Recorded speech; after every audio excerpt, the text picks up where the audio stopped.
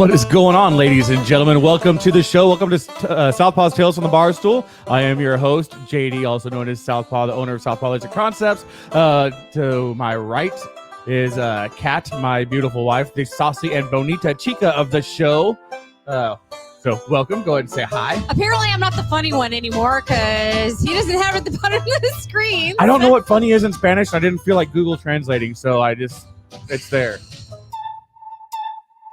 Okay, next do like Japanese or something and try to figure it out because that would be funny. I don't even know how to. So if you're tuning in, make sure you go to StreamYard.com/Facebook. Give them permission to see your name because if you're in the comments and you don't say your name, then go fuck yourself. Jeremy already knows the routine. We will totally bring you up, but we're going to give you a weird name. Last week it was Mr. Snuffle Bottoms. This week I will think of something really fast, but you'll probably be Madam Cheese Bags. So definitely give StreamYard permission to use your name or your Madam Cheese Bags. Oh yeah, and what do they say? All the YouTubers say, smash that like button, smash that share button, and all that other gay crap. So smash your mom. So we're gonna go ahead and make our drink for the night before we bring our guest Ryan Smeltz on. He's one of our sponsors, but I've actually wanted to have him on the show long before he was a sponsor. He called in a few times. Long relationship with the show. So our drink for the night is the Cape Cod. We just wanted to go simple, just lazy, plus with stuff we already have in the house. Exactly. Didn't cost us a dime. Love it. So a Cape Cod is actually real simple. It's just a build. A build just means that you pour everything without mixing it or shaking it, stirring it at the end. Yeah. Start out with your, we're using a rocks glass. You can do it in a highball if you want something different. Highball is just like a pint glass. You take water and you put it in the freezer and it becomes like a solid. So yeah, you fill your glass with ice. You take 2 ounces of vodka. We're using Tito's vodka, not because they sponsor us, just because it's what we like. It's made here in Texas. Exactly. So you can do your 2 ounces. Boom. You hear that last little boom at the end? That's really funny. I don't think you've ever let it play all the way through. That's hilarious. We do, but I normally fade it out by now. Exactly. Like I just said, you never play it all the way through. And then you top it with, or you want to go ahead and put the... Yeah, I do. So normally you would use a squeeze of lime. Oh, I was going to use like a half a lime. Whoops. Thingy. So that one's yours. I want a half a lime thingy. That's why I make the drinks. So usually you would use just a squeeze of lime. We're using the lime packets. Hey, guess what? Go fuck yourself, man. You told me to put it in there. I didn't tell you to put that in there. Yes, you did. Playback. We don't have playback. You're just going to deal with it. Motherfucker. But you would mix lime, a little bit of lime, and then cranberry juice. We have the Dollar General brand because we're fucking high class up in this motherfucker. We're budget ballers. Boom. Yep. Who apparently need a TikTok because everybody has a fucking TikTok. Yeah, are we the only people that don't have a TikTok? Apparently. Apparently. So that's basically your Cape Cod. It's real simple. No, and then you would also have a lime wedge for garnish. We're not fancy enough for garnish, and I'm tired of buying fruits and then just rotting away because fruit rots so quickly compared to what it used to. That made me salivate. The amount of vodka to cranberry, I'm like drooling on myself over here. I needed a bib. That's scrumptious. So before we bring our guest on and Facebook user, this is your last chance to go to StreamYard.com/Facebook. Oh, we got a thumbs up from Madam Cheese Bags. Yeah, or else you're going to be called Madam Cheese Bags. Mark and Jeremy, we do see you guys. Whoever is Facebook user that gave us the thumbs up, you are now Madam Cheese Bags for the duration of this show. So before we bring Ryan on, let's go ahead and knock out our sponsors so we can move right along here. Awesome. You do the first one. So our first sponsor, our top shelf sponsor is 5x5 Brewing Company, battle-born and Texas-made veteran brewing company based in Mission, Texas. It is co-founded by Army veteran George Rice with beers like the 40mm Stout, the Brunette Bombshell, and Fubar. It's no surprise this brewery is taking over the Texas markets from the Valley to the Coastal Bend. Ask your local bar, restaurant, or grocer to start carrying 5x5 Brewing Company today. We've been drinking it in this house long before they were one of our sponsors for years. And it's amazing. They do a lot of stuff for the veteran community, both locally, regionally, and nationally. So you can check them out at 5x5brewing.com, facebook.com/5x5brewing. you can email them at info@5x5brewing.com, or you can call them directly at 956-445-5421. Also, go ahead and go to the website because they actually have live events. They have music and outdoors. Oh yeah, they awesome. totally promote singer-songwriters They and local acts. So great stuff there. Yes. So our next sponsor is the Legion of Loan Officers, founded by Air Force Security Forces veteran Nick Carpenter. Amazing beard, amazing guy. The Legion of Loan Officers is America's mastermind for smart mortgage professionals, where you learn to attract at least 10 realtors you love working with. Get your free copy of Nick's book, The Loan Officer Strategy Guide, at legionofficerstrategyguide.com. Just pay a small shipping and handling fee. His wife will send it out to you. You can also check them out at facebook.com/Legion of Loan Officers. And a quick side note about them.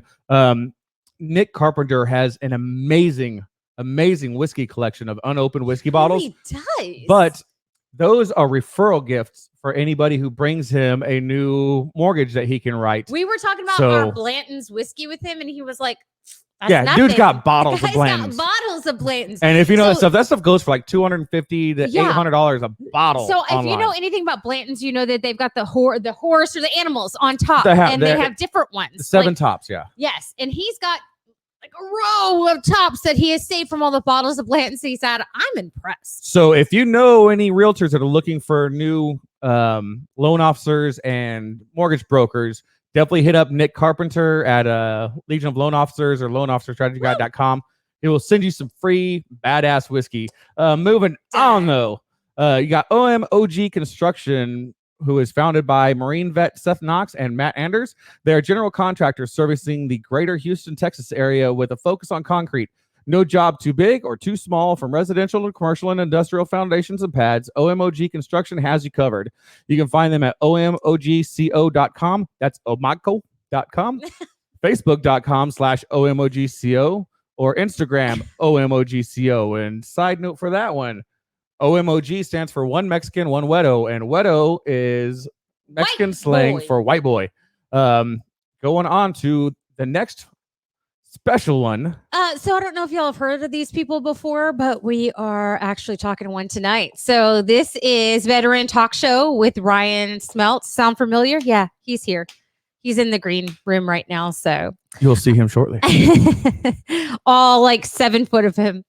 A soldier, an airman, and a Marine walk into a room. Veteran Talk Show is the punchline. Veteran Talk Show is more about the veterans on the show than the ones who watch it. An unorthodox version of therapy. They talk about things with each other they haven't told anyone else ever, at least until now. We're going to support sexual harassment victims, assault prevention, and stopping veteran suicide. They maintain a resource page on their website, including Richard Kaufman's book, A Hero's Journey. I believe you have that book, don't you? Have you finished it? I have not finished it because my superpower is reading half of a book. Yeah, that's true. Come watch the organized chaos at www.veterantalkshow.com or facebook.com/Veteran Talk Show. And we're going to talk about the Veteran Talk Show in a little bit with Ryan. Yes. But I'm telling you, within the first 2 minutes of episode 1, you're going to be laughing your ass off because they're talking about the Harry Potter tattoo. I'm not going to go any farther than just that. I'm writing that down because I like Harry Potter, and now I'm curious. Yeah, so you're going to be laughing immediately watching their show. So make sure you go check it out. We're going to go ahead and move on here to our last sponsor for tonight, which is Pirate Coast Realty Group with Wendy Johnson. If you're buying, selling, or leasing in the Texas Coastal Bend, give Wendy, the Pirate Girl, a call, and she will find your treasure. Whether you're looking for your dream home on the beach or a buccaneer to buy your empty crow's nest, Pirates Coast Realty gets you the gold. You can find her at facebook.com/thatpirategirl. Email her directly at thatpirategirl247 at gmail.com. That's thatpirategirl247 at gmail.com. Or you can give her a call directly at 361-205-2048. Please make sure you have some respect and call during business hours. Yeah. Don't be that guy. Yeah. Especially since she's our sponsor. We don't want to piss her off because, we like her, we like her husband, and we like their money. Okay, like let's be. Yeah, we're assholes. keeping it real up Right. in this bitch. Yeah, we love our sponsors' money because you can't enjoy this shit show, this well choreographed train wreck without them. For these phallus-shaped microphones is these sponsors. Be nice, be respectful. I know these mics make me so horny. Phallus-shaped things make you horny.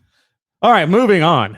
So we're going to go ahead and bring Mr. I asked Ryan before the show because he was dipping. I asked if he swallowed. Maybe I should just say that question for my husband.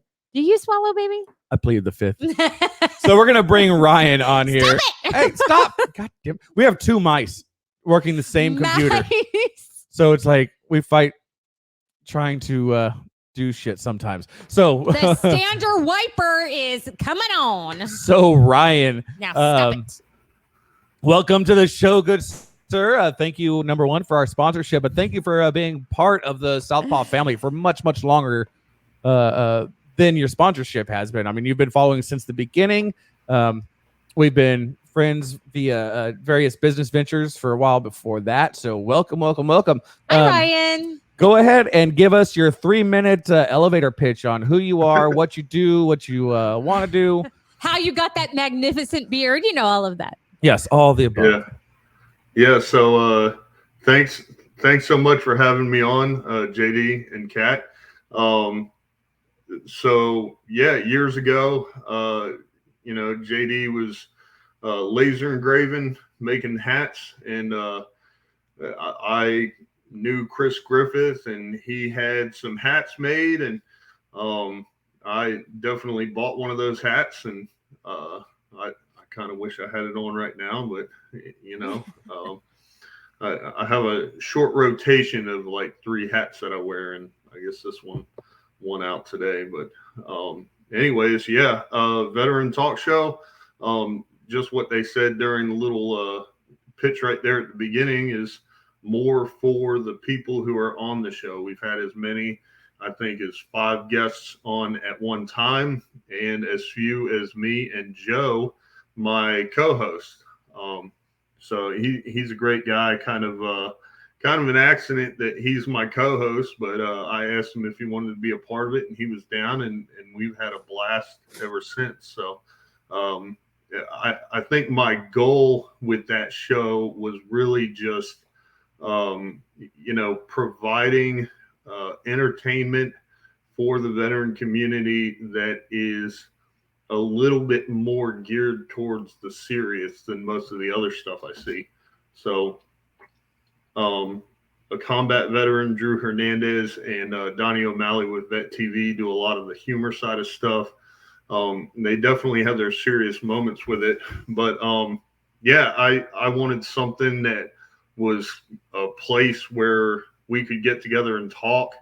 And if somebody wanted to get real deep on something, then that's a place they can do it. And turns out a lot of it's pretty funny anyways, but just much more conversational than anything planned out or skits or anything like that. So that's really about the Veteran Talk Show. I think we should start doing skits. We should do skits. Honestly, that's us. Like, as you can tell, like, because you were in the pre-show, that we didn't have our freaking cards written out or anything. We started out like having a list of questions to ask our people, and then we realized real fast we prefer it organic. 100% better when it just flowed. Because the whole point of our show was to act like you met someone at a bar and to get to know them. You don't walk in with a list of questions when you just meet a rando person. So we liked it more natural because some crazy shit has come out of that, and it's been epic.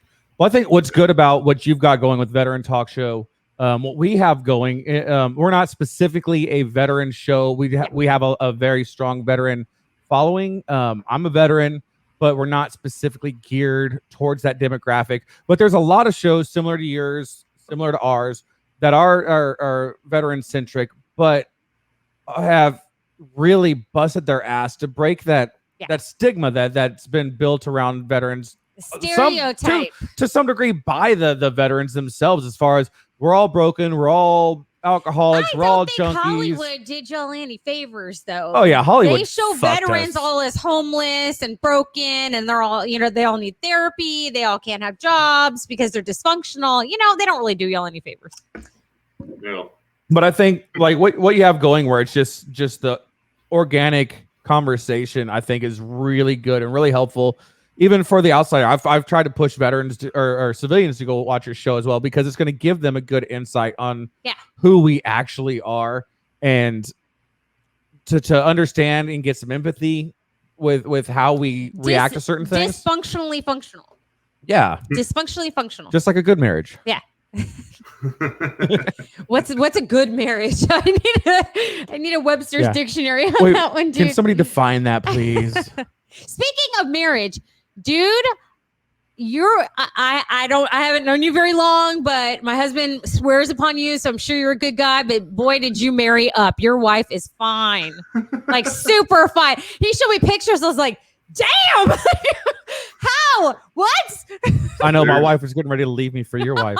In every marriage, there is a winner and a loser. Somebody is. I think in How I Met Your Mother, they call it the reacher. That's me. I'm the reacher. That dude, if you don't swing for the big pitches, you don't win the game. Even the game, dude. My parents told me that I married up. Yeah, that's true. If that doesn't say something. I was pre-med though, and I did not go to medical school. And that's the only reason they said that, was I was pre-med at the time, but didn't work out. But that's okay. Couldn't afford medical school. Who the fuck can afford medical school, man? Like, that's crazy. I don't want to work 50 years just to pay off my shit. No way. Yeah, those predatory loans. Let's get into those. Doctors can afford medical school. That's true, especially if you get your specialty. But didn't happen. But getting through it. Dude, I decided to get married instead. Super smart. Aren't you so glad you married down? So much less responsibility. You know what? He set the expectation realistically over my life. I was like, that's like I can be a doctor or I can be hot. Babe, I'm going to teach you the life lesson of mediocrity. I'm really hot and middle class, so I'll take it. We're high class white trash. We're a step above the trailer. Oh no! But we're not quite the country club. Yeah, no, we are not. No, but you know what? There's some really nice trailers out there. So rock on to these people. Those are called modular homes. Oh, modular homes. That's fancy trailers. They're nice though, man. There's some that shit. They look. Yeah, no, they're good. So you were an MP in the Army. Was that by choice, or were you just kind of slapped into that position? No, I am one of the ones that did not get screwed over by his recruiter. Primarily because I almost did by the liaison at MEPS, but my recruiter and I discussed MP for a 5-year contract, PFC with a $6,000 enlistment bonus. And when I got to MEPS and was talking to the liaison, he told me that all they had was PV2 as a cook with no enlistment bonus. And so I got up and started to walk out. And he was like, wait, sit back down. And then at the time, he went over to what's called a fax machine. Facsimile, a mojo. So he made a couple of phone calls. He went to the fax machine and came back. And then next thing I knew, he was like, yeah, MP, $6,000 bonus, PFC. I was like, yeah, I know. Yeah, I was. The only reason I asked is I was your facsimile in the Air Force. I was security forces. I was actually the last class to go through when they had the career field separated. I went through the law enforcement school versus just the big conglomerate of law enforcement and various securities all thrown together. But at the time that I went through, I went in, I wanted to be an SP because I wanted to be badass with the gun because I was fucking retarded and didn't think about future and skills and anything like that. But young JD, he was like so 3 hot. months, 3 months after I went in, they were offering like the 6-year $10K bonus with 2 stripes right out of the gate, and I'm like, I went in. I graduated basic, and I was one of the few that had 0 stripes on my shoulder. It's like a phone plan where they treat all of their new customers badass, and all the pre-existing customers are like, what the fuck? I'm still paying for my minutes, and it's 2021. No. No, it's like I feel like I'm Columbia House, and they just bought like 30 CDs from me for a penny, and I'm waiting for them to pay me for the rest still. Oh my God. Well, we got to bring something up real fast. Look at this. Sarah said, Rich is the winner, which is her fiance. And then says, uh-oh, hi, honey. So they're about to get married. This October, right? They're getting married next month. Isn't that right? The day before Sarah, Halloween. Isn't it next month? Sons of bitches. We can't make it because Halloween's our Super Bowl. It is our Super Bowl. It takes days, but we love y'all and we're so happy for y'all. And apparently I did not call it because when I thought they were sleeping together, they weren't sleeping together yet. So I'm sorry, people who watch. I saw the future. I was wrong. I predicted the future, and my powers are a blessing and a curse. So I was wrong, but I was right. But I was wrong. So, sorry. Oh my God. I had to bring it up. I just completely brain farted. I had a great line of questioning that was going to. I also had the person who slept with that guy on the side of the house message me and said, I don't think I slept with him. I'm like, all right, whatever. This whole conversation is a callback to like 3 episodes when we had Adam Pogo on and the crawfish boil that he puts on every year. I had multiple people message me afterwards calling. Let's focus on our guest for tonight. Yeah, let's not talk about his hot wife and how I've got a crush on her. Let's not do that. Yeah, she will not shut up about your wife. She is so hot, like legitimately hot, people, like legitimately hot. And I was like, oh my gosh. And JD goes, look at their old, he's like, look at their old picture, and showed you and like her and everything. He's when you had like a super trimmed beard. Yeah. He's like, look how hot Ryan was. I'm like, oh yeah. But your wife is like Benjamin Button. She's like aging backward. She's gonna get like a shit ton of friend requests now. Like, who are these fucking people? Hey, you people that are watching or listening. No dick pics. No dick pics to Ryan's wife. Y'all leave her alone. She's spoken for. Don't be that guy. Nobody wants to know that guy. All right. She likes big bushes, like gigantic dudes.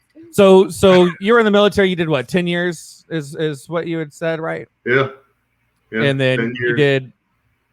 And then any time overseas? Yeah. So I deployed to Iraq for 15 months. Thank you, George Bush. So OIF 0709 was that rotation. I was on VBC, which I describe as the Fort Hood of Iraq. Because did you say BBC? VBC. I thought you said. I thought you said BBC. I'm like, whoa. That's big black. That's cock. your choice. That's what that I don't judge, sir. No, it was awesome. We had a Cinnabon. Toby Keith came there. I saw Paul Wall. Of course, we got mortared every other day by ECP-4. But we ran detainee operations. So outside the wire in one fashion or another, almost every mission. I got my first Article 15 in Iraq.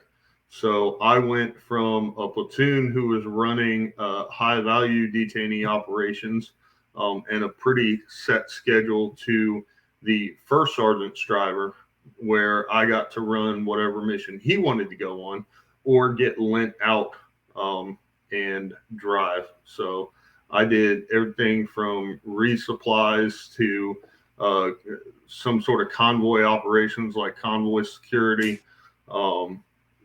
15 months. And then when the new units came in and we ripped them, there was 2 weeks at the end where basically they were trained up and had taken over all the equipment and everything. And we were winding down, getting ready to leave. We moved down into some tents, and I went to the pool for 2 weeks straight. So what did you do on convoy security? I mean, I was a driver, so if if that was our mission, then I'd, try not to hit the bombs. I was a turret gunner during convoys, and that shit sucked. So I have just eating fucking dirt. But what was hilarious is that when I was over there, I would chew that big red or big man or red man gum. Make up your mind. Not gum. God damn it! I can't. Red man chew. God, yeah. Thank you.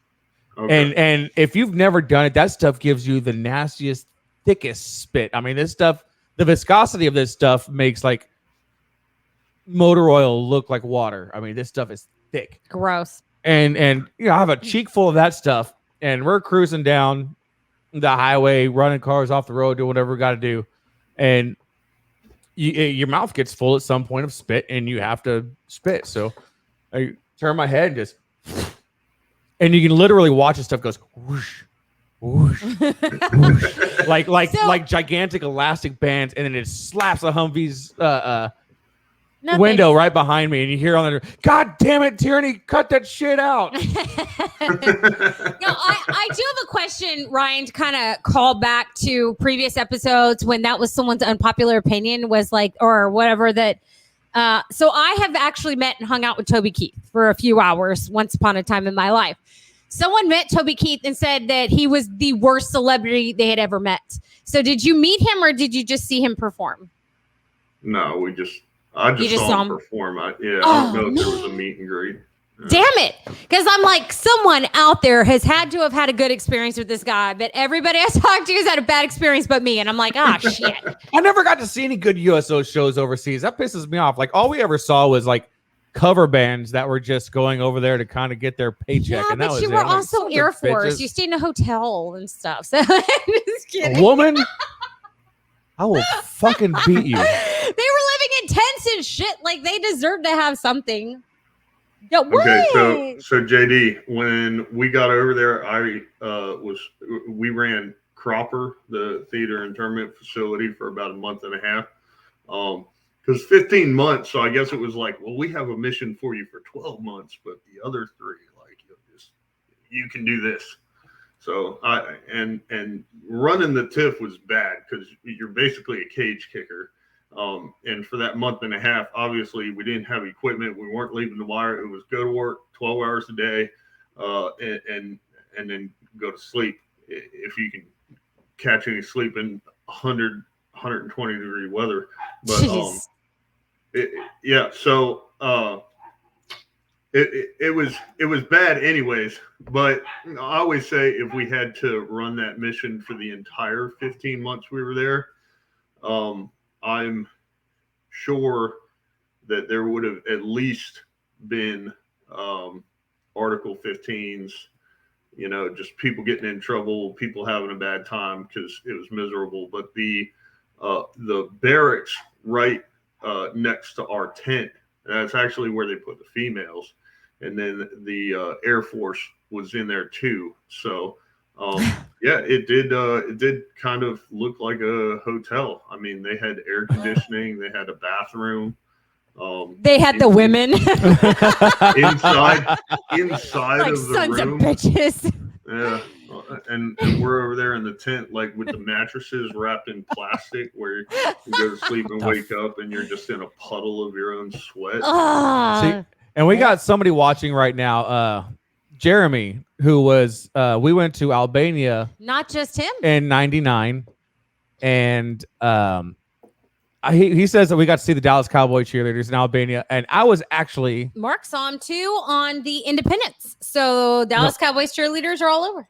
I was on a convoy when the cheerleaders were there, so I missed out on that. But he can vouch when we were there. The only reason we even had fans in our tent was because we made some deals with Red Horse, which is like the construction people whenever you deploy for the Air Force, and it's not. It was like this the regular table fan you would have by your bed, and they were like hung by zip ties and bungee cords and whatever else we could inside the tent, and we finagled a few extra extension cords from a generator, and that's like it's like we didn't have it as easy it's as like whatever a he meme, says. right? Like you had electricity, you had a generator. I wanted to. Wait. I have a question for I'm him. not bringing this out. So when we had a questionnaire that we sent you, we asked you the craziest story from when you were in the military, and you put loading. ... I'm going to ask you because you left it. Okay, so you said embarrassing / funny, and at the time, funny or embarrassing. At the time, I was like, man, I can't think of anything. Whatever, just fill this thing out because I'm a doer, so I like to get shit done. So when I was a PFC and we were training to, I think it was PFC or specialist, we were training to deploy. We were doing mount operations, okay? And so clearing buildings and shit like that. We had sim rounds. I mean, we were so badass. They're almost like real bullets. And almost. They were so close. We had to. So if you've never been shot with a sim round, people describe it like a paintball, but it hurts a lot more from a lot further away. But it's basically laundry detergent. So you get back and wash it, and it washes right out. You got hit by Tide Pods? If You're supposed to eat them, dumbass. If it's not get shot by them. If you don't get hit on your body armor, it hurts like son of a bitch. But anyway, so we're clearing buildings, whatever, and we're so Op 4 is in the building. That's all I know. Okay. And obviously they don't give us like flashbangs or anything. They're like, look, if you want to do something like clear a room or it's full of bad guys and you want to throw a grenade, just go through the motions. So throw it, yell frag out, mimic the explosion, boom, and then go in. And Op 4, if you guys hear that, if you guys hear that, if it's grenade, then you have to, you got hit by it, lay down, you're dead, whatever. So I'm like, all right, cool. So we get to the objective, and I said, well, let's post our security out front so nobody comes out the front, and let's use the back entrance. So we did, and I was first man through the door, so I used a mock grenade. A totally, completely invisible fake thing. And I go, frag out, boom. And we go in, and Op 4 is shooting at us. And I go, what the fuck, motherfuckers? We threw a fucking grenade. You fucking lay down. You fucking dead. Blah, blah, blah. So they're like, oh, okay, we're back. And they lay down. Now, mind you, we're using sim rounds. So not only do we have on full battle rattle, but we've also got on face masks and all this other gear. So that guy looks exactly like this fucking guy.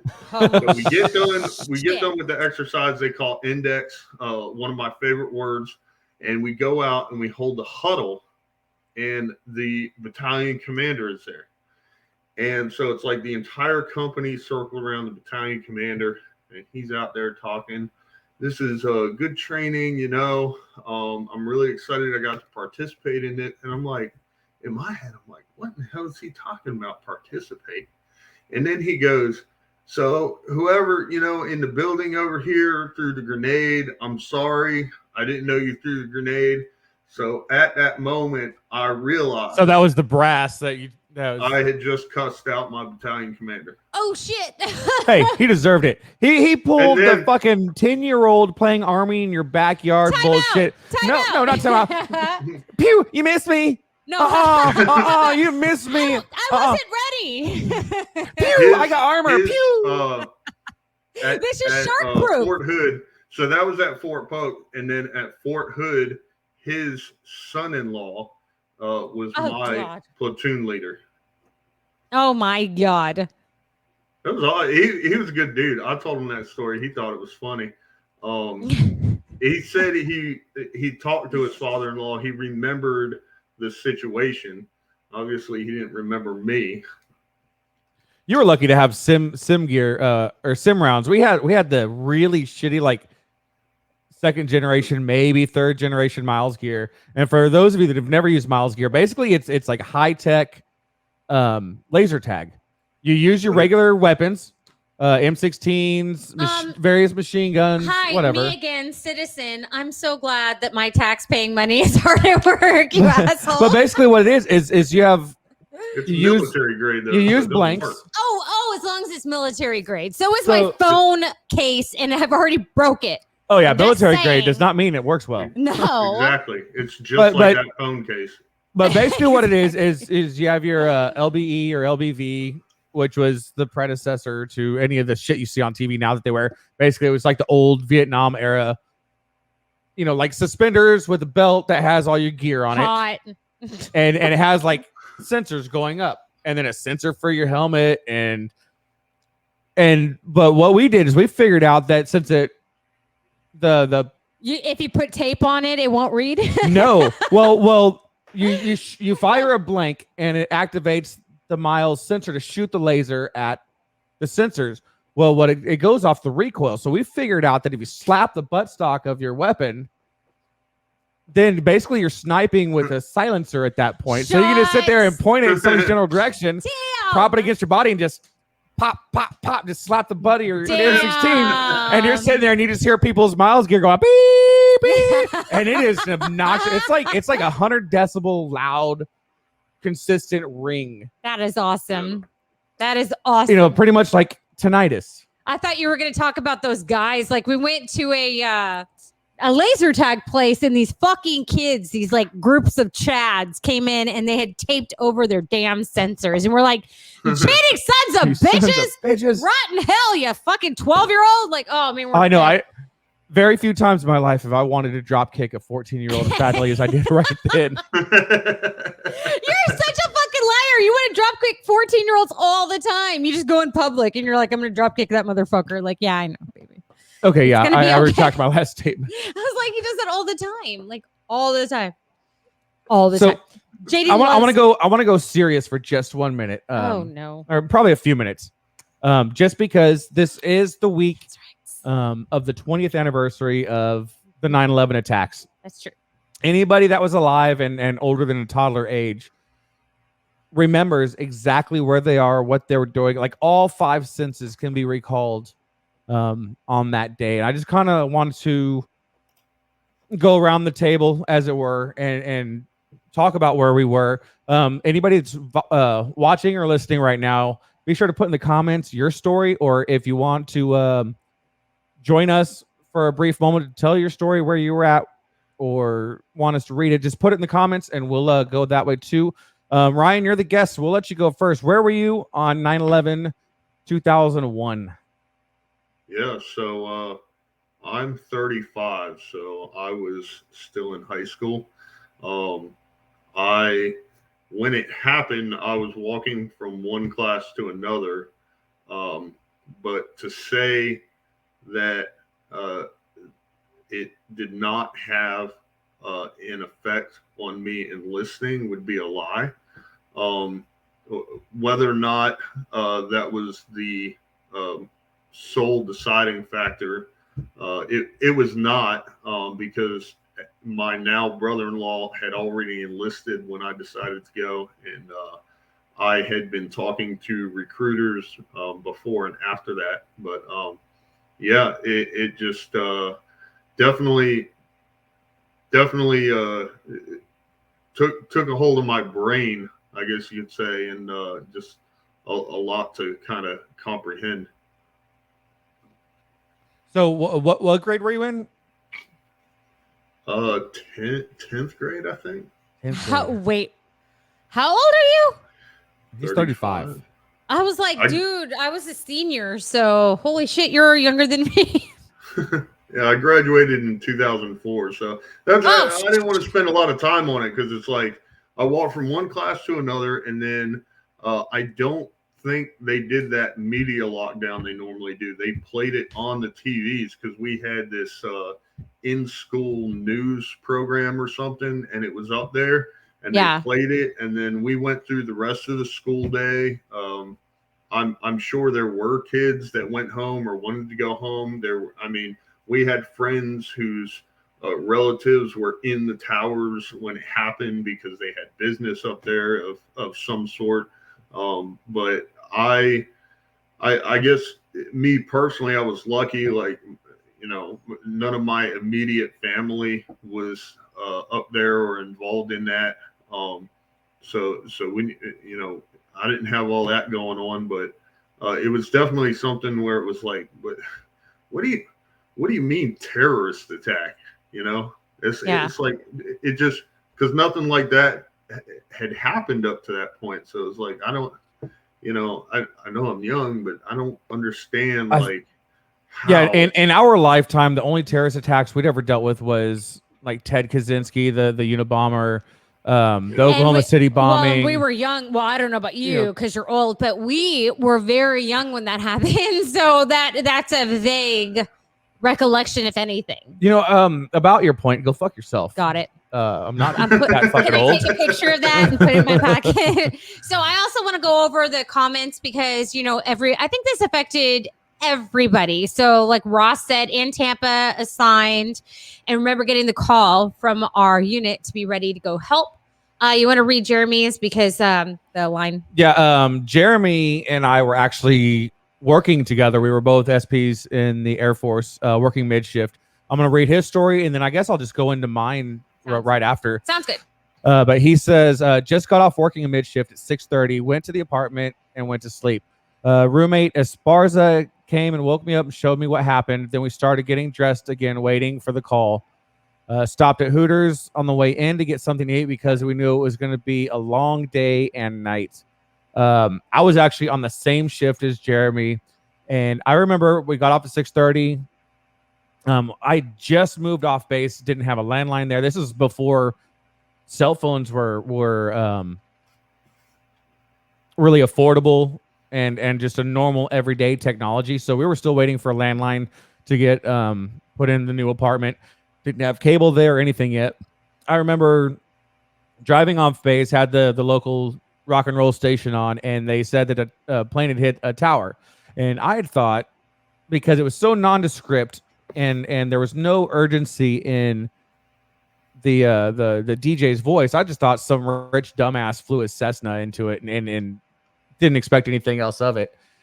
And then I get to the house and my roommate, Eric, had fashioned a TV antenna out of a cut piece of coax and actually just kind of, you had to hold it the right way. And he's like, holy shit, dude, see what's going on? And so we could see the staticky image and I see the second plane hit. And that's when all of us were just like, fuck, this shit's real. And we sat up watching, saw both towers fall. And like I said, I didn't have a phone at the time, so there was a recall that happened on base. I was unaware of it, and I show up for my normal time at like 5:15 to go through the base, get to the armory, check out my weapon, go to guard mount and all that stuff. And I show up, and there's Humvees at the gate. They already had serpentine set up with Jersey barriers where you have to drive, kind of snake through the barriers to get to the base. And all I know is I get to the gate and where the fuck have you been? And I'm like, what the fuck? And everybody's in full battle rattle, helmets, Kevlar, M60s on the gates. I'm like, holy shit, this shit is fucking legit. And like it's just, that day completely changed my military career from what it was before, because we had been in a non-war era besides the Cold War. Yeah. Since Nam, we've for an entire generation there's been no physical war, and at that point it was like, fuck, we're fucked. So yeah, that's my 9/11.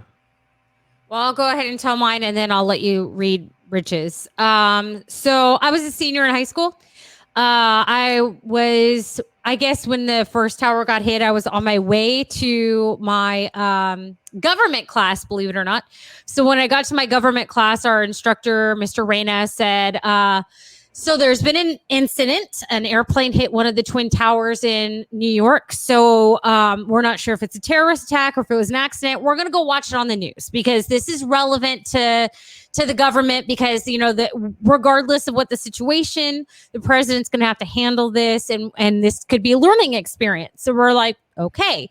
So they had set up a television in the library. So he took us in there as a class, and it's a small class. It was I don't know, 15 of us. And so we're sitting in the library, the smell of old books, it all hangs with you. And they just pulled the television outside of the closet where it's held, and we're watching it when the second tower hit. So we're watching the news, and there's a news anchor who's talking about potential terrorist attack. We're hearing rumors that there was a hijacker, and you see an airplane come from behind her and hit the second tower live right there. And it was that instant realization that this was on purpose.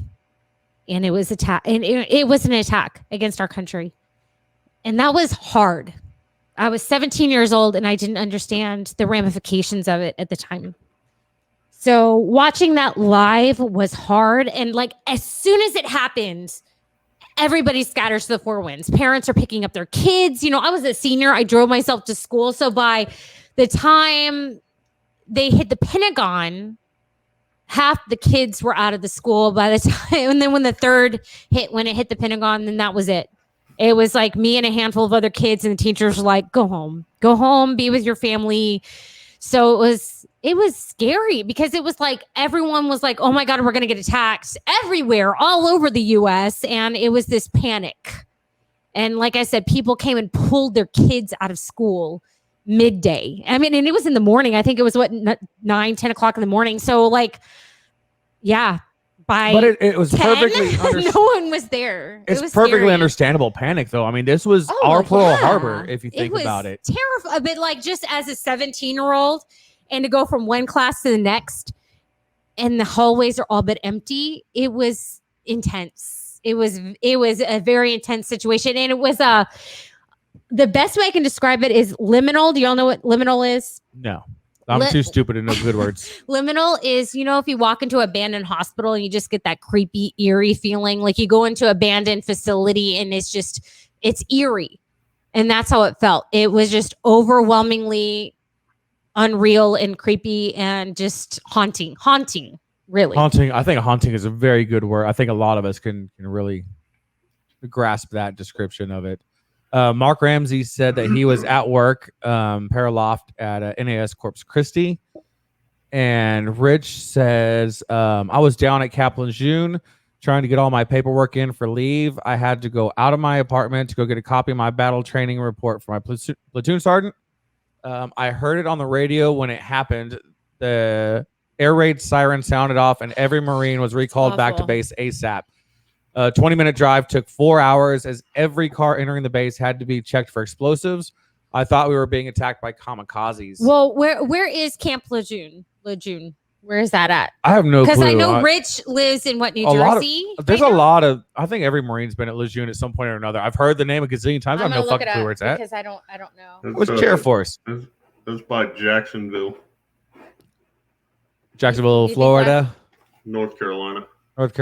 See, I didn't even know. Good call, man. I do believe this is my in-laws. We woke from a rare day or night off together. It slept in. Dan went to brush his teeth, so Karen turned on Good Morning America.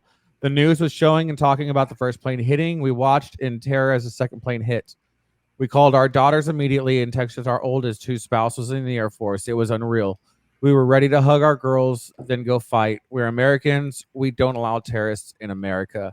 I think for as horrible as 9/11 was, I think the best day for America ever was 9/12, because it didn't matter what color, what race, what political ideology you held.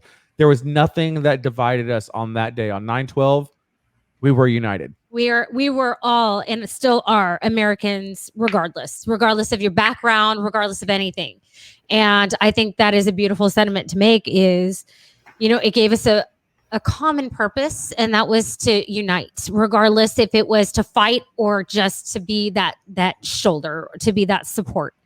So that is a beautiful sentiment. It was the great equalizer, as far as, look at us. This is years later. We're still 20 years later, and we all remember exactly where we are.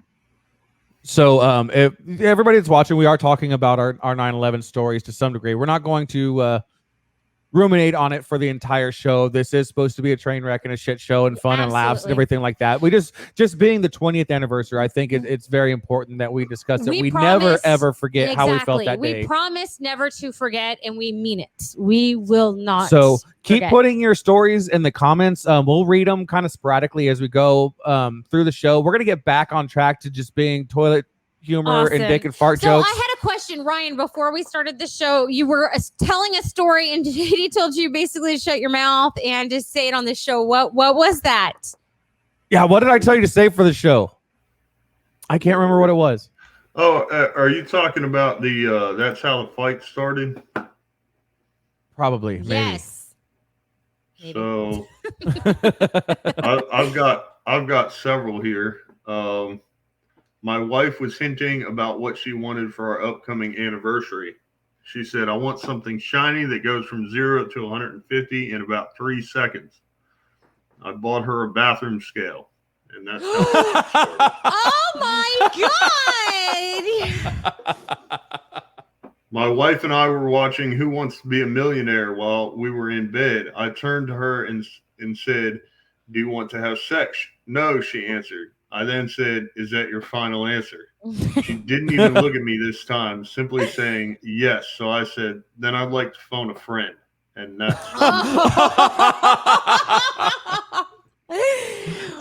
shit. Hey, if you're gonna play by the rules, right? No. Oh, there's a fuck ton of these. Where is that at?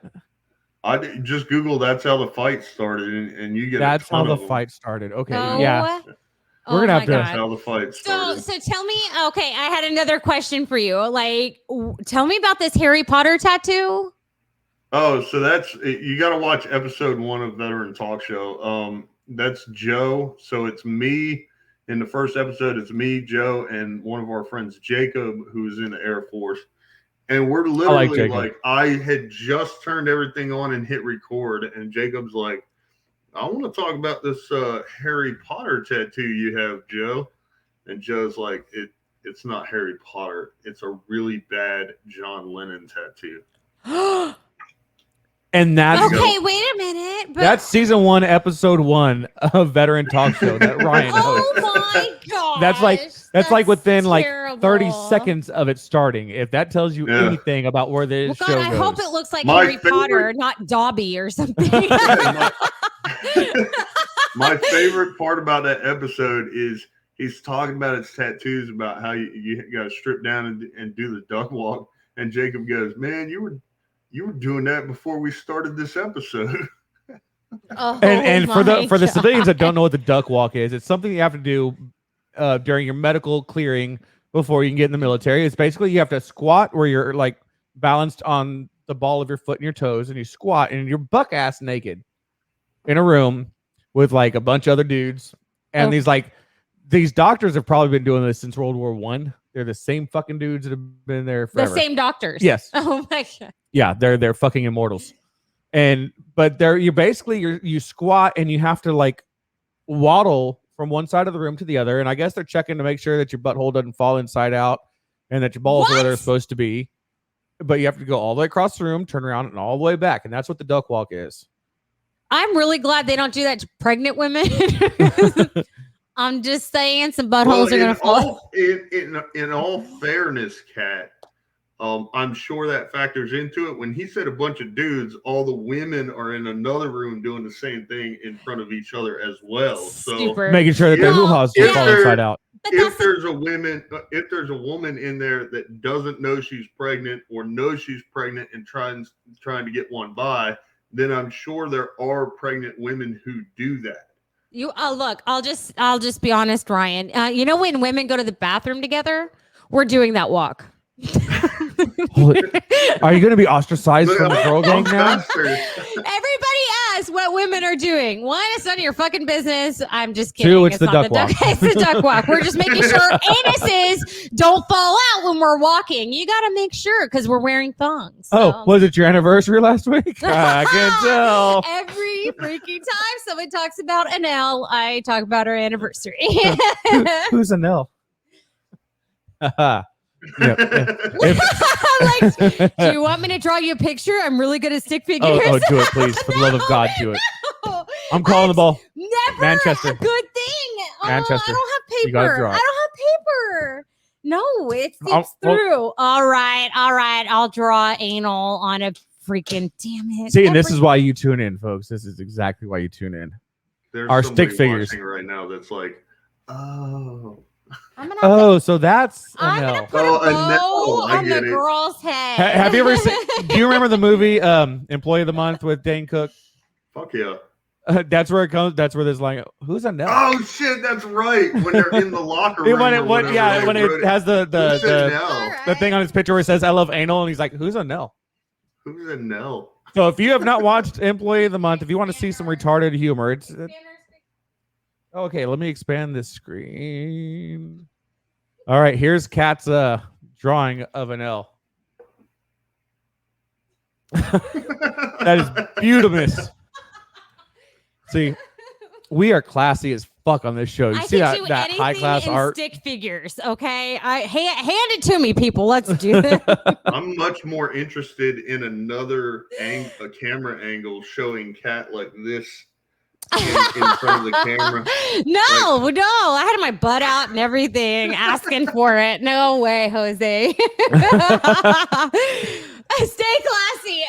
That went out the window 27 episodes ago. So nice try. Yeah, it went out 27 episodes ago, and this is episode 25. No, it's 20. No, it's not, is it? Yeah, this is episode 25. 26. You're our quarter century episode, by the Well, way. Congrats. You're welcome. You're more That's- special than the other people, but I'll still tell them all the same thing. No. They're all special. They're all special. Yeah, So- it's like short bus special, and we love y'all for it. So moving on, is everybody that's seen the show before knows that we do two things every single episode, except for those episodes that we don't do it, yeah. But we do the we'll start with the unpopular opinion. This is where we talk about things and opinions that we have that generally aren't the majority opinion. We want you to chime in, put it in the comments what you think, if you agree, disagree, what side of the fence you're on. Ryan, we're going to get your opinions on this, and if you want to throw out an unpopular opinion, you're more than welcome to do that as well. So let's move on. Who wants to go first? I'll go first. All right, do it. Unpopular opinion. Fall does not start on September 22nd or whatever bullshit Google says. September, October, November, those 3 months are fucking fall. Do you know I have all my shit in a cabinet because this motherfucker won't let me pull out my fall decorations? I'm chomping at the bit, people. I'm chomping. You have 15 more days. No. My next day off is Friday, and you're going to come home, and it's going to look like Chip and Joanna Gaines' Fall Festival blew up in her mother-freaking house. I'm sorry. I've waited this long. It's freaking 7 days into September, and I haven't decorated for fall. Do you know how much it's killing me? Because it's not fall yet. It's still summer. It is. Those 3 months are fall. I don't care what the fuck it says. And you're people like you are the reason that Christmas decorations September, come out in like April. Listen, it's 3 months each. September, October, November, fall. December, January, February is winter. March, April, May is spring. And then June, July, and August are summer. And that's how it should work. I don't give a fuck. September 1st, I should say fall. I'm not like freaking Hobby Lobby who has my Christmas stuff out already. At least I'm being reasonable. I don't have a Christmas tree up, nothing. I want to decorate for fall, you asshole. So Jamie says, another man in Texas telling a woman what she can do. Aw, snap. Bring out your decorations, Kat. Okay, Jamie, this has nothing to do with man or woman or anything. What did I say? Everything has its time. Jamie, me again. I love you so much. No, thank you for your support. Look, my thing is everything deserves its own time. You want me to Just leave like fall decorations Christmas? up in December? I'm asking. Christmas? No, time out. You want me to leave fall decorations out till mid-December? That's what you're telling me? Because by the calendar, fall goes until the middle of December. No, Are you December? crazy? December, you can obviously start doing Christmas. November, you can do Then why are you Thanksgiving. changing? Oh my God, I'm gonna fucking kill you. You can't have All it of both October. ways. All of October is Halloween. You cannot have it both ways. You can't dictate when I put up fall decorations by the calendar that Google says by what's the first day of fall, but then and then expect me to put up winter decorations the 1st of December when it doesn't say it's winter. I didn't say winter mid-December. decorations. I said Christmas decorations. Oh, Kat, you have to be conditional if you say you're going to kill him. You have to say, if you don't let me put the decorations up, then I'm going to kill you. Ryan? If it's not conditional, it's considered a threat. Ryan, one day you're going to see me on the news crying, I don't know what happened to my husband. You know what happened to my husband? Everybody is going to. We have so much documented evidence of premeditation. Everybody's going to know exactly what happened. What happened to JD? You didn't see the episode? So Ryan, what's your opinion on the have I explained how I'm going to kill you? on have the I done that yet? fall or just seasonal decor? I don't have a very strong opinion other than Christmas. Toya really likes Christmas movies. So because her thing is, I was like, well, you can watch Christmas movies year round. She was like, it's not the same. It is not the same. So she wants like a certain, I don't think it's necessarily a time period, but like that trigger, so to speak. Like it's a Christmas, feeling. so it is a feeling. I get her. Else starts to accept that we're moving towards Christmas, then it's exactly what I said. Everything has its own time frame. I completely agree with her. I think it's not just a time that Google says. I think it's a feeling, and I feel in my heart that there's a 3-month time frame for everything. Like in my brain, I've already transitioned to fall. Like we're already fixing our Halloween decorations. That screams fall to me. Like, okay, I hate to bring it up because I don't really care for Starbucks. Starbucks released their pumpkin spice shit already. Okay, come on. Let's just face the fact it's fall already. 2 months ago. Hey, Starbucks. I'm just saying, Starbucks, you can go fuck yourself unless you sponsor a show, and then I love you. And then we'll drink your coffee every day. Let's see. Rich says in the comments there should be a 30-day transitional grace period. September is that transition. October 1. Well, put up your my decorations. husband is nothing but a trans. I love you though. He's got really sexy hands. I'll give you that one. He's got sexy Jeremy hands. says Christmas decorations go up the weekend after Thanksgiving. I can agree with that because Thanksgiving is over. Jeremy, Lethal Weapon. Lethal Weapon can be watched whenever. I think. Yeah, as long as you watch Die Hard. Die as Hard Christmas. is not a Christmas movie. Die Hard is a Christmas movie. It's not a Christmas movie. And that's why we're gonna get divorced, is because you don't believe in Die Hard. You just threw out the D word with me because of Die Hard. Are you crazy? No, I'm not crazy. Do you seriously think you could do better than me? Please, God, go find out. He didn't say that. He didn't say that. He said divorce because of Die Hard. Is he crazy? Yeah, but he didn't say he could do better than you. He just said divorce. Yeah, I mean, I obviously can't marry any higher. So, I mean, I'd just be... Well, good luck. I'll just be single watching good Die luck Hard. Slumming, baby. Good luck slumming. I am not going to stay single. Oh, that I'm fucking hurts. I'm picturing the phone call the week after. So I know we're divorced, but we got the show. Yeah. Hey, it's Tuesday. Come on. Yeah. That would be an interesting show. Like episode 1 post-divorce. Be like, well, this fucking asshole. Where's my child support, bitch? Yeah. Well, since you're here to get your kids for the week. Oh my God, that would be terrible. Awful. All right, back on track. So my unpopular opinion. You know, we can't get divorced because we'd wind up getting remarried. It would be a waste of money. Yeah, it'd be so a waste expensive. of money. Oh my God. There's been so many times there's like, I'm done with this motherfucker, but I'm still not going to divorce him because I'm going to love him in 24 hours. So because she loves the wiener. No. So you don't love the wiener? She said no. She said no. No, as in no. I mean, yes, but we're not on first name basis anymore. So if we can Yes, get, you are. Are we though? Yeah, you got initials I have initials. for my wiener.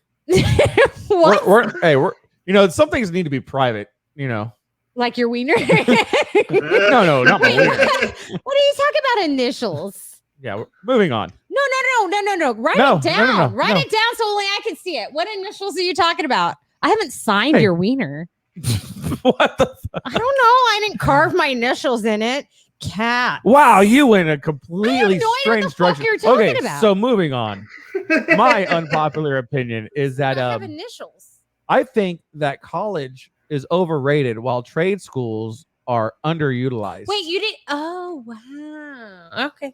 Or not necessarily overrated for college. I just think that there's not enough emphasis on trade schools because some people just aren't college people. Hi, me again. And Me again. but then they don't know about trade schools, so they just wander aimlessly. Hi, me again. Yes and no. If you want a good paying job, do you have to have a college degree? Absolutely not. If you want to climb the ladder, do you need a college degree? Absolutely. Sometimes yes, sometimes no. I think if you had a bachelor's degree or any degree at all compared to someone who doesn't and you have the same experience, guess what? The guy with the bachelor's degree is getting the damn job. But I also think, okay, so you got a welder who's gone through the welding school, built his clientele. A bachelor's degree is not going to do anything for that guy because he's going to. But you're talking about him having his own business. I'm not talking about that. I'm talking about if he worked for a welding company and there was two guys with the same amount of experience, same clientele, same everything, and one had a degree and one didn't. That's what I'm saying. Where are you at on this, Ryan? So I'm actually in the middle. I'm one of 4 siblings. My older sister has a master's degree in teaching, and she is essentially a self-employed virtual assistant for teachers, no degree required.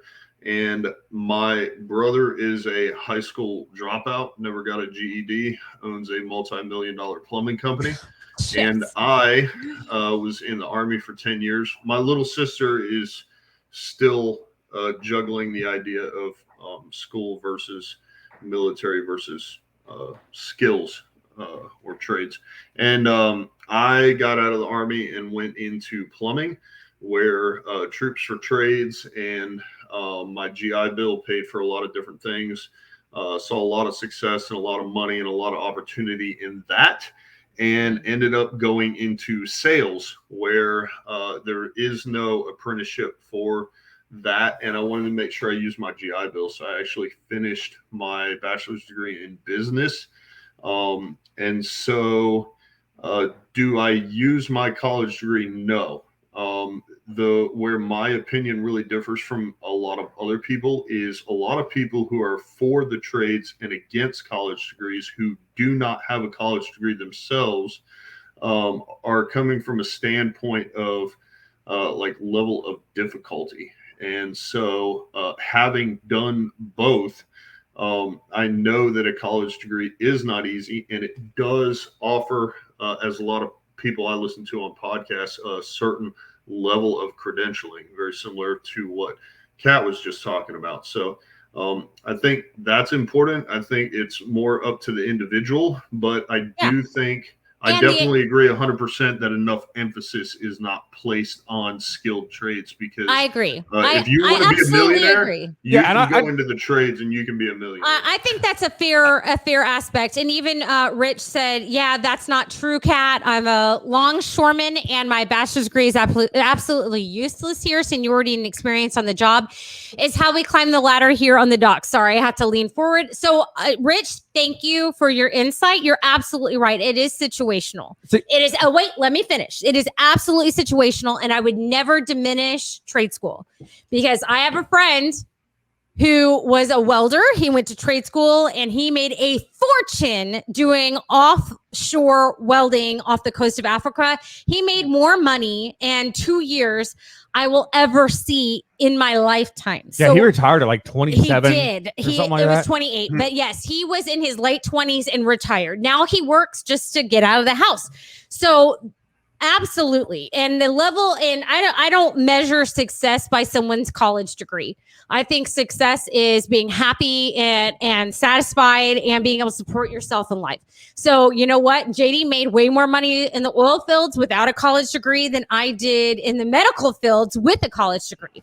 So it's just a way, the situation and how you measure success and everything. So yeah, absolutely. But I think trade schools are underutilized and underpushed. Like we've got a child that I'm pretty sure he'll be a tradesman. Amazing in trade school, like absolutely amazing. Because in school he has trouble focusing, but anything that requires his hands, he's amazing. You know, and I definitely want to go on record saying that I have nothing against college degrees. People going for whatever, even if you go for something stupid, as long as you pay for your school, I don't give a shit.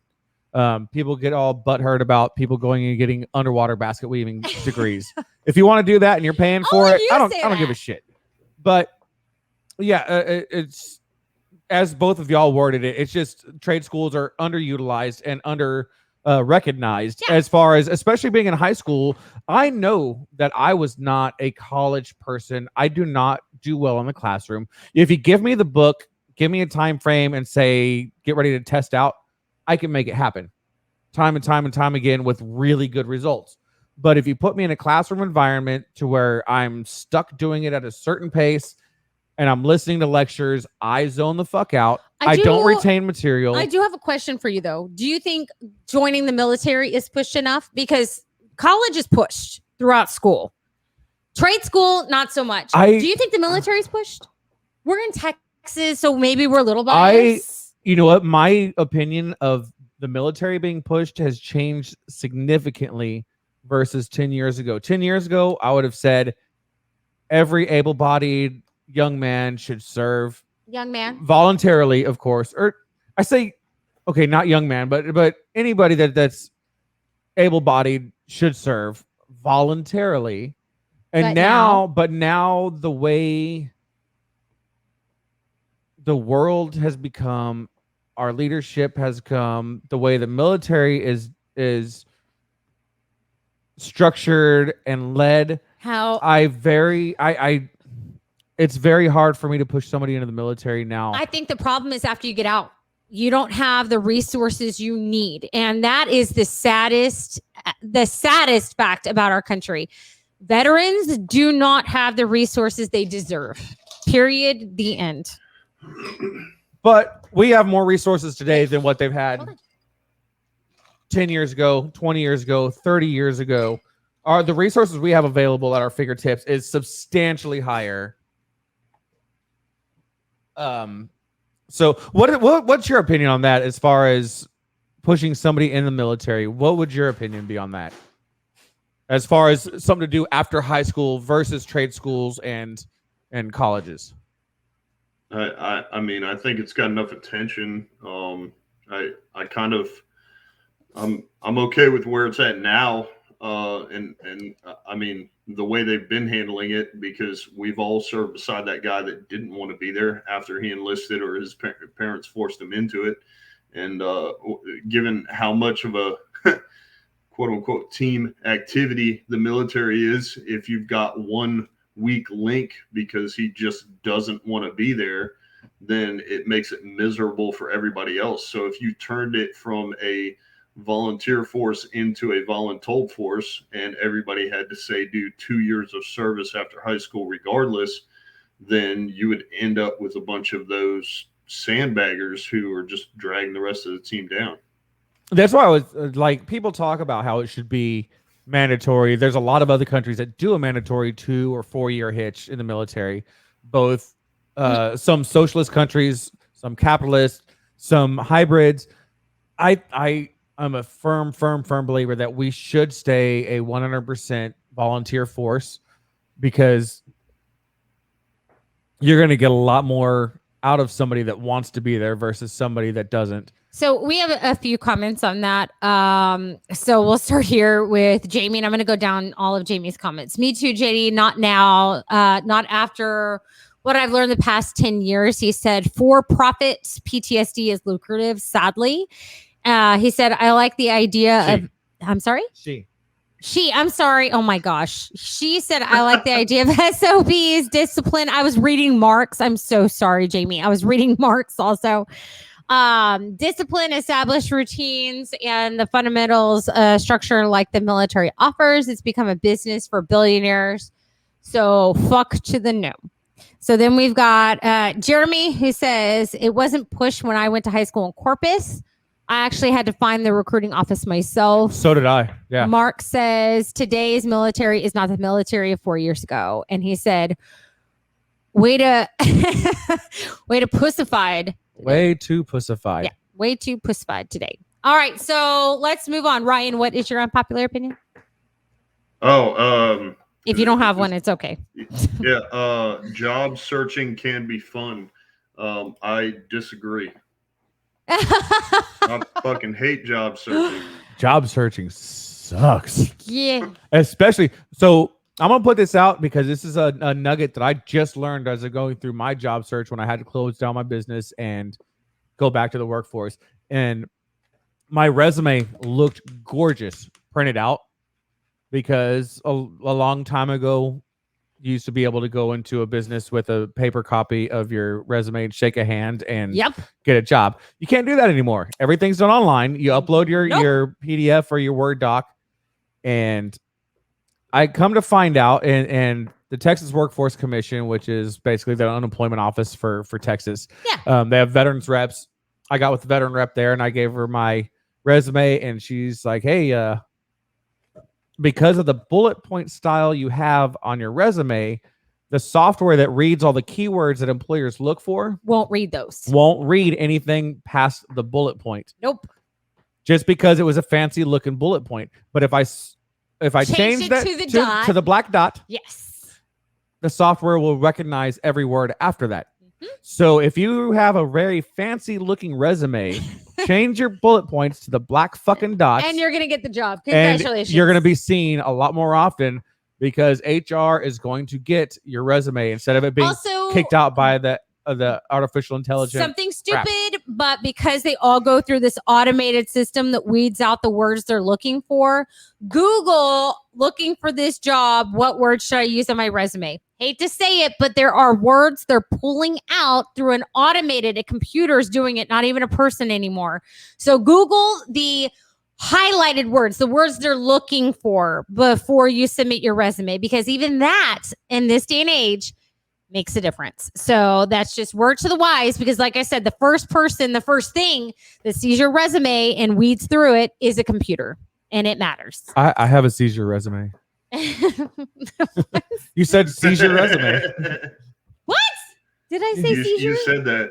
She said that. You said seize your resume, but it sounded like seizure resume. Yes, seizure. It's an epilepsy resume, and it's I don't want to talk about it. That's because shut the fuck up, y'all. I hate you so much. God bless it. All right, damn it. What's my next one here? Are you looking for jobs right now? Is that kind of where that came from? Hell no. I was gonna say. I run a warehouse. We do FBA prep. I don't know what that is, but it sounds important. What the hell did he do? It sounds important. Hey, okay, without everybody that's watching or listening right now, without him saying what it is, put in the comments what you think FBA stands for. Wrong answers only. Ooh, FBA.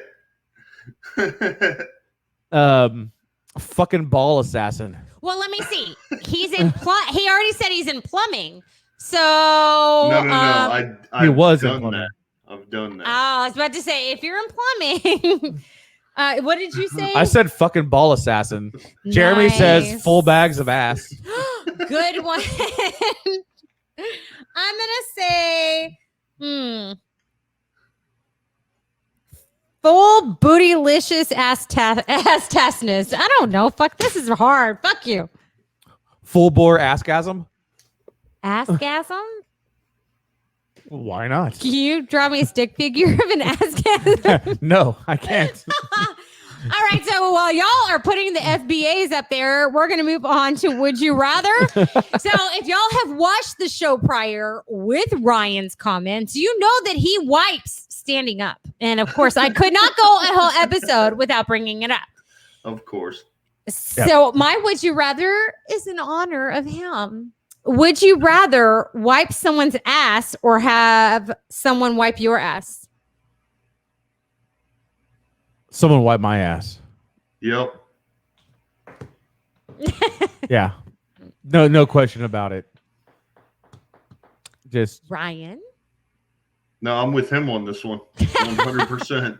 So I am a respiratory therapist. I wipe people's noses, not their asses. I did not go nursing for a reason, and that's because I didn't want to wipe someone's ass. So I will say someone wiping my ass. Yeah. My only explanation is going to be unless it's a kid or younger. If it's a kid or baby, I'll wipe their ass any day. Don't care. That's better than someone touching my asshole, but and getting in touch with my inner child. That's where I was going to go with that. Is yeah. The only person allowed to get in touch with my inner child is me. And me. Oh yeah. And then Mark says, depends on who it is. Jeremy says, what if their finger slips? I'm not worried about if their finger slips. I'm worried about if mine slips.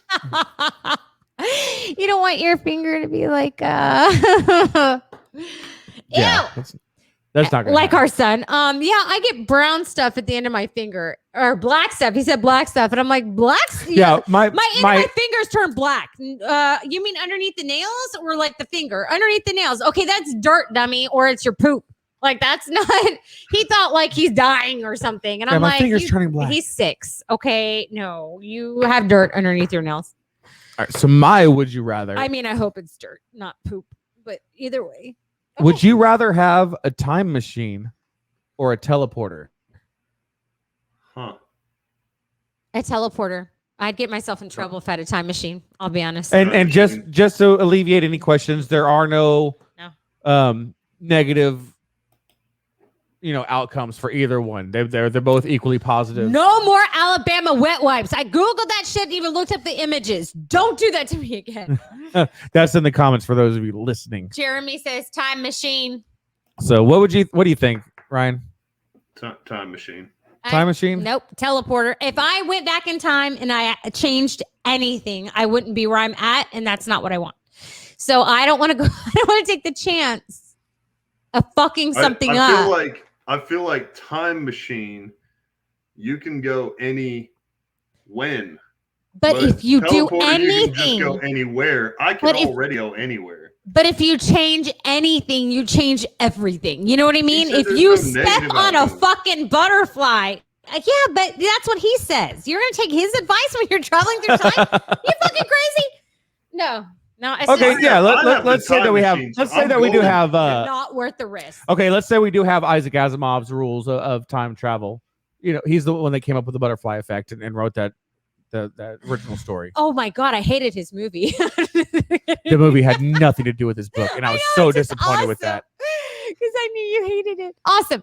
Sorry. So, I think I would go with teleporter just because there's been so many times in my life where I'm like, God dang, I just wish I could teleport so this fucking drive is over with. Legitimately, yeah. So Jamie says, I need controls so I feel I could control the teleporter. And let's see, there was another one. Oh gosh, she had a lot. She said that I feel the time machine would control the course. But that's the thing, it's like, it's scary. I don't know. Yeah, I think the idea of potentially fucking something up. We talked about this earlier. Go forward, then get winning lotto and come back, and then your future would only happen once and not be changed. Yeah. But with my luck, if I went to the future and got the winning lottery numbers and came back, like there would be a glitch in the matrix and the numbers would change, and I just wasted fucking time. Yeah. But also my thing about time travel is if have you seen the movie Click with Adam Sandler? Fuck yeah. So that would be my issue with time travel is would it end up where you're missing things by trying to skirt around things? Yeah. There's always, You know, because there's always blowback, you know. your body's still going to age, whether you're going back and forth. Your body and your mind are still going to age. Dude, preach. My back is So- fucking killing me. So yeah, man, I'm getting way more deep in this than I expected. Yeah, to. you are. Well, Full body attack. do you have a would you rather there, Ryan? Yeah. This is going to be fun.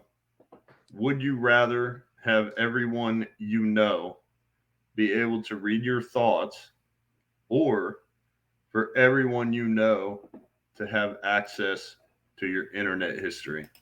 Internet history. Internet history, and in any day of the week, I don't even care.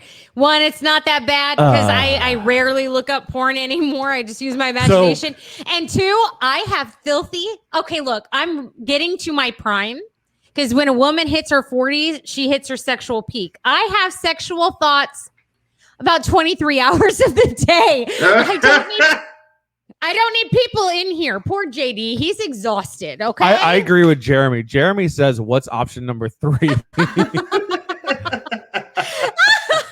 Because sometimes Mark says neither, and Jamie says sometimes I Google things just out of sick, twisted curiosity just to see what's out there. It's not even. I want to point something out. Another girl says internet history, but the guys are like, not internet history. Y'all bastards. That's what that means. You're looking up some crazy ass shit. You know, you look up midget amputee porn one time and people are going to judge you. I knew it. I knew you liked midget porn. You married me. I'm 5 foot. I knew it. But then if they're midget amputees, then they're even shorter. Oh my God. Yeah.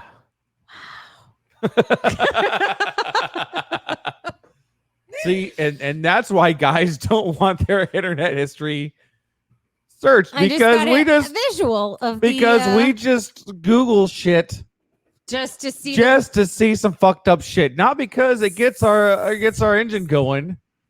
It's just Oh my God. Jeremy says my best friend knows my master reset to my phone in the event of my death. I actually have a friend that told me that if he had a car accident, for me to just destroy his phone. Okay, look. Not even reset it. A man and a woman said this back to back. Jamie said all men are deviants. And then Mark said men are animals. Oh my gosh. Yeah, we're just horrible people. Wow. But we're great. Well, now I know what you do when I'm at work. And that's a great thing for a woman to know.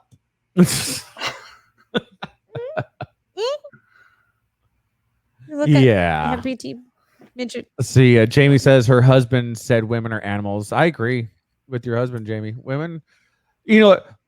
Okay, so Really? I worked in the oil fields for many, many, many years, which prevented me from having any kind of social life and real life friends that come over and shit. Kat works locally, so she has her friends that come over.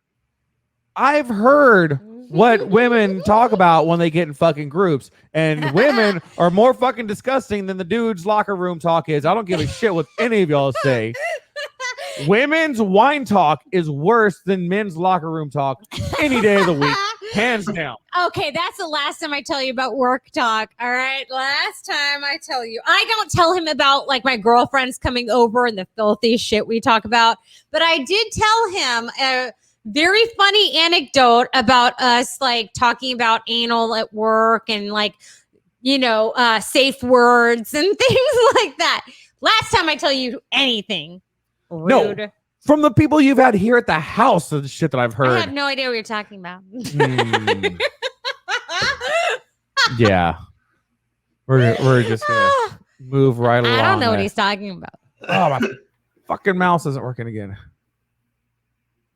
Stand by while I have this. Jamie, yes, we are filthy sluts, but we're selective sluts, and I only select him right now. So there you go. Right now, right now, only 18 years Right of just now. selecting you. So I have a good running time frame of just selecting you. Good. I don't like running, but As long as you keep putting out, no problems. all right, deal. No problem. No problem. So You got any kids, Ryan? Nope. Nope. Plan on them? Plan on want them? Don't want them? Yeah, eventually. Working on them? Not yet. Dude, your wife is hot. I would have impregnated her twice since we started this conversation. Twice. Damn. I'm like, yep. Is it just Timing or you're waiting to get to a certain point, or is it just when it happens, or We're working on buying a house right now, so I'm a one thing at a time kind of guy. got it? are you the guy where You know, whose the food does not timing- touch on the plate and you eat one thing and then you rotate your plate? And eat one Timing thing is and- never going to be right, man. Yup. Never going to be right. Never going to be right. Just saying. Oh, we're waiting for the right time. Time is never right. You're never going to be financially stable enough to have a baby. Just fucking do it. I didn't say we're waiting on the right time. I said Really? I do one thing at a time. Really? What? Yeah, Oh, he just wants what's his name? They're trying to buy the From house. MASH. He said, I do one thing at a time. I do it very well. And then I move on. And that is like my favorite line from MASH ever. And every single time I'm at work and they're like, hey, can you see patient in this room? And I'm like, I do one thing at I a just time. blanked out the I brunette do doctor. it What very the fuck was well. his name? And then I move on. The one who was with Hot Lips. Yes. What's his name? Damn it. People. Honeycutt, Major Honeycutt, is that his name? Did you say honey cunt? No. No, that's what you do to me all the time. I mean, I'm all about the honey honey cunt. cunt son No, of a bitch. I honey dick you, right? Or do I honey No, cunt no, you? dudes I honey dick. cut you, you Girls honey honey dick cunt. me. Oh, got Yeah. it. What's his name? Come All right. on, people. Hawkeye. Somebody that's watched. No, I know Hawkeye. Radio. Yeah, there's Hawkeye, Radar, Colonel, what's his face, Major Dude, You are something. awful. Nope. You're terrible at this. You know, I have It's, a brain injury. I'm allowed to have a horrible memory. Oh, see, now I have to Google it. Cast. We have so much dead air right now. I know that's the thing. I was really hoping someone would save my ass So here, and no one did. for the guy that's working on our editing and post, if you just cut out all the dead air we've had and this part of the conversation, that would be awesome. Thank you. It was not honey cunt. It was What not was it? him. Hold on. Here. It was Major Charles. Fucking shit. Fuck. What the hell? Major Charles. Shut the fuck up. I'm trying to figure it out, man. Charles. Shut up. You know what? I clicked on it and then it took me to his Wikipedia, which is not helping me, I'll be honest. So Jamie's asking what we're asking. It's the fucking Major. Emerson. It was Charles Major Emerson. Charles. Emerson Winchester. What? The third. Yes, the Major- third. Thank Major you. Winchester. Yes. Major Charles Emerson Winchester the third, MD. Yes. Him. Yeah. Sorry. That took way longer than motherfucking Yeah, should yeah. We just have. wasted so much time. Jesus. We're- No, but Jamie, Major Payne, huge props, my love. Huge props. Jamie, me again. I love you. I think we got some spirit animal shit happening again. Happens a lot on this show. Maggot. So if anybody ever goes to San Antonio, there's this restaurant that you have to go to. It's on the north side over by the airport called the Magic Time Machine. And this restaurant is a theme restaurant to where all of the employees there have to be in costume of a movie or TV character. Yes. There was a guy there that did an amazing Major Payne. We had one that did Nacho Libre. There was a guy that did Thor that was amazing. The guy that does Jack Sparrow. Captain Jack Sparrow, you would think Incredible. it was Johnny fucking Depp. There's a Ace Ventura. But the best thing about Forrest it is, Gump. It was amazing. but not only is it all like kitschy with all the characters, they all have to stay in character the entire time. Yes. But the food is actually really fucking good. It's not just shitty food with a great atmosphere. They actually even have off the menu things, and like they play jokes on you. So like I asked where the bathroom was. He literally grabbed my hand and was like, "Woo, woo, potty patrol!" And then I'm in there, and he goes, Attention, cat! Don't forget to wipe. Cat, over the PA don't for the forget entire to wipe. restaurant to hear. JD paid with credit card. He's like, congratulations to JD Tierney. His credit card was approved. Good job, man. You actually paid for your meal. And like, it was really crazy. So shit. where are you at, Ryan? Geographically, Raleigh, North Carolina. Raleigh, that's North- just right down So- the road from Texas. So. What restaurants do you have there or within like driving distance that you would be just like, all right, if you're in the area, you have to go to this place? So my warehouse is in Fuquay Arena. It's about 30 minutes away. And there is a place down there called Vicious Fishes. And it is a brewery / restaurant. And their Liberty Steak sandwich is the shit. So you go to a fish place and order the steak sandwich. It's called Vicious. It's a beer. If it's any place, it's a beer place. Okay. So it's a brewery that just happens to have food. Yeah. Is okay. it like They an have a established full place menu. that's been there for a long time? I wouldn't say a long time. I think it's pretty new, but it is excellent. Great. It's huge. So they have outdoor, indoor seating. You can get to go delivery. You can, they have a full bar. It's phenomenal. Can I get the beer to go? Yes. They come. the fuck So they up. have their own private labeled cans because obviously they make the beer, and their growlers have the twist tops. So it's like a monster can. Oh, You so know, they the can giant- seal it. The big ass cans that Yeah. have the twist tops. Yeah. Yeah. So it's all pressurized and everything, and you buy it and they hand it to you. And one of the first times we were down there, they were like, "Hey, welcome. Thanks for coming in. Your first time. I think I got something for you. Oh, look at that." And they gave me and the guy I was with free beer. Damn. So like my 8th time there. Yes, this is my first time. Again, I just want to go to a place and say my money's no good here. Like it's what my life's pursuit. Yeah, her goal is to just walk in anywhere and be like, yeah, my money's no good My here. money is And get no all good free here. Like, and it really is. Like, our kids are like, "You're famous," because we have 1,000 followers. That's not famous, man. Like, Yeah, I don't that's- get money off of that yet. When I start getting money off the royalties because I have so many followers, then I'm gonna say, "Damn right, your mom's something." I shouldn't even have to ask you to clean my fucking house, you peasants. Yes, and on that yeah. note, in the show, the fucking peasants. End the show. Yeah. So we have been at it for a little while, so we do need to be calling it close to an end. Thank you all for tuning in. Ryan, thank you for not only being here, being a sponsor of our shit show. Now you've been on more than once now, so good for you. Everybody, thank you for tuning in. If you're watching this, make sure you smash that share button because that's what we're supposed to say. Is smash that share button. I don't fucking know. I hate that. I know, but you say it every time. I know. Every fucking time. But we will see you guys next Tuesday. Ryan, don't go anywhere. We're going to talk a little bit after the show when we go offline.